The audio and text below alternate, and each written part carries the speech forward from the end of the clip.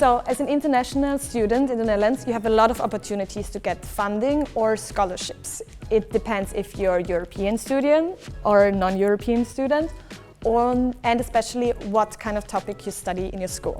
So, as a non-European student, how was the whole process of getting a scholarship? Tell me a bit about it.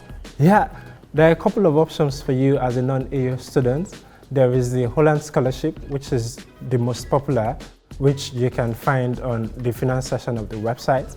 There are also about 10 different scholarships there for non-EU students.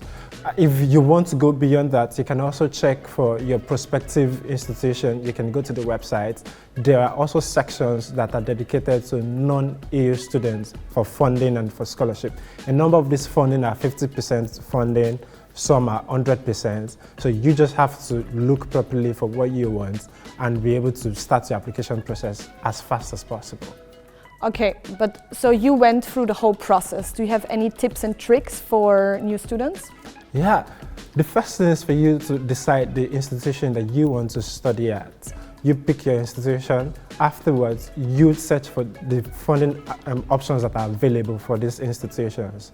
And you apply for the institution, because for some, you have to have gotten admission to be able to start the funding process.